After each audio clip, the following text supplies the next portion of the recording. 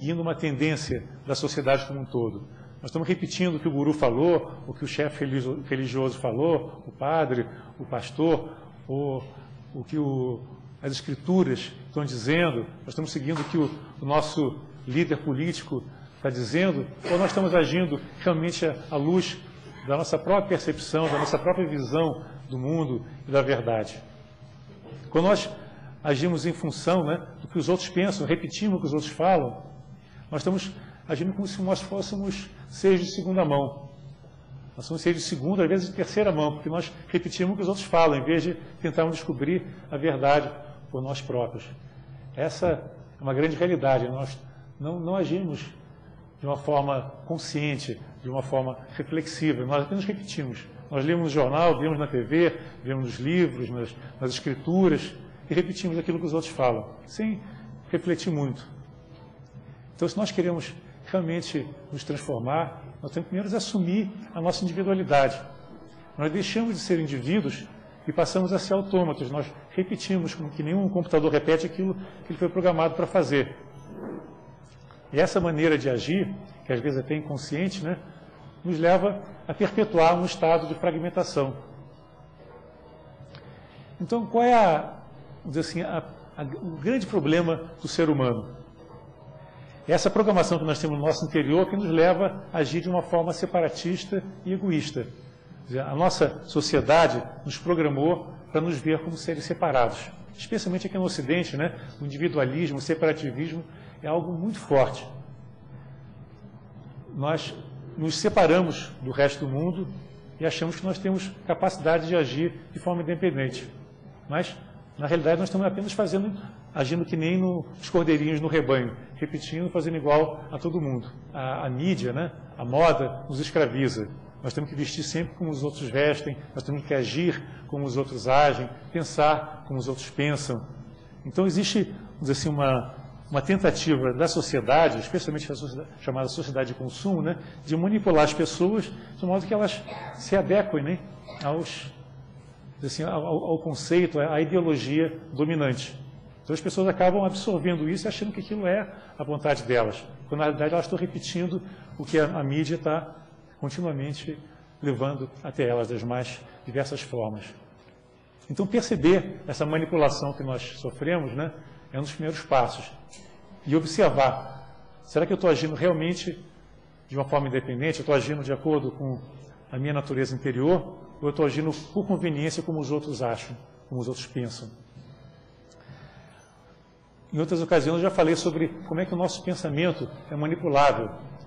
Nós tendemos a agir sempre reagindo mais ou menos de uma forma uniforme em relação com a nossa sociedade.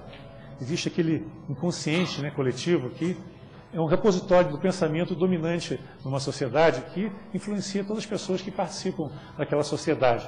Nós acabamos agindo, respondendo quase que automaticamente às exigências, vamos dizer, do pensamento dominante, né, do que a mídia procura transmitir. E existem pessoas, alguns marqueteiros, que estão muito cientes disso e exploram muito essa necessidade do ser humano de se integrar, de ser aceito, né? E, de certa forma, manipulam as pessoas para agirem de uma forma pasteurizada, de uma forma uniforme. Todo mundo pensando igual, todo mundo agindo igual. Só que a vida espiritual exige muita observação, exige desprendimento, exige desapego, exige a coragem também para ser diferente, para ser você mesmo. Quando você é igual aos outros, você não está sendo você mesmo, você está apenas repetindo o que os outros fazem. Será que nós não podemos assumir a nossa verdadeira individualidade, assumir a nossa maneira de ser, olhar de uma forma aberta à humanidade e agir sem medo de errar, sem medo de desagradar os outros, sem medo de ir contra o que os outros pensam, né? Seja a família, seja o colégio, seja a instituição religiosa, seja a sociedade como um todo.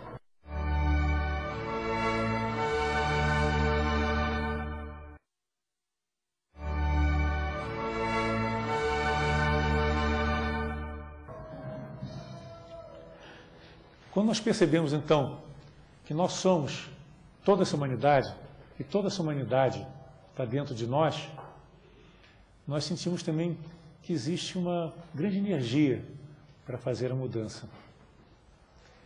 Krishnamurti diz o seguinte: para que nós possamos mudar, possamos transformar o mundo, é necessária energia. Ninguém se transforma, nem transforma o mundo se for uma pessoa apática, se for uma pessoa morna, uma pessoa que não tem capacidade de se mobilizar para fazer essa transformação.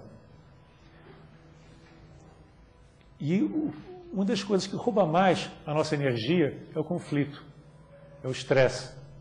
Né? Justamente por estar vivendo de uma forma repetitiva, uma forma não espontânea, nós tendemos a viver em conflito, porque nós não podemos agradar a todos. Nós queremos, às vezes, agradar a família, agradar os colegas, agradar os líderes religiosos, agradar a todas as pessoas à nossa volta. Isso é impossível. Sempre vai haver conflito. Né? Nós queremos ter posição, queremos ser amados, queremos tudo na vida, mas não é possível ter tudo. Então, os conflitos vão surgir automaticamente, especialmente por nós termos uma postura egoísta e separatista. Então, o conflito está presente e a fragmentação também o tempo todo. E isso nos rouba uma energia enorme. Se a pessoa está no trabalho, por exemplo, lá no trabalho existe a competitividade, 1000 problemas, um tentando passar por cima do outro, um tentando explorar o outro, mostrar que conseguiu produzir mais do que o outro. A pessoa chega em casa, ela está exaurida. Aí chega em casa, tem os problemas na família, né? Briga com a esposa, briga com os filhos, o desentendimento. Então, chega no final do dia, a pessoa está exausta. O estresse roubou tanta sua energia que o que ela pode fazer é ligar a televisão e ficar numa posição assim, totalmente de impotência, de incapacidade de gerar qualquer atividade produtiva. Então, se a pessoa está sem energia, ela não é capaz de se transformar. A energia é fundamental. Então, para que nós possamos ter essa capacidade de transformação, temos essa energia para olhar o mundo e ver o que pode ser feito, realizar o que precisa ser feito, é necessário nós observarmos as pequenas coisas do dia a dia. Onde é que nós estamos deixando a nossa energia ir embora? Onde é que está o ralo que está roubando a nossa energia? Isso é uma coisa muito clara, né? Vocês observarem em cada momento do seu dia, inclusive se chegarem no final do dia, fizerem uma retrospectiva, o que aconteceu, o que eu fiz durante o dia, quais foram os problemas que eu tive, como é que eu reagi a esses problemas.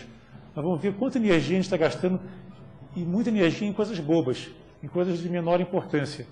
Às vezes um probleminha pequeno nos rouba uma energia enorme, a gente fica remoendo, fulano falou isso de mim, não é verdade, ele é um canalha, tal. Então aquela energia toda nossa vai naquele conflito, né? A gente remoendo os pensamentos, remoendo os mesmos problemas continuamente. Às vezes tem uma grande beleza lá fora, uma flor, né, no caminho, um belo pôr do sol, a gente está tão amargo, tão preocupado com as coisas, com os conflitos, a gente não vê nada disso. Então toda a energia está voltada para, né, aquele remoer contínuo, né, aquela repassagem contínua dos sulcos mentais. Se nós queremos mudar isso, esse estado de coisas, queremos superar esse estado de conflito, nós temos que realmente passar a observar a nós mesmos. O Krishnamurti fala em inglês uma palavra, nós temos que ter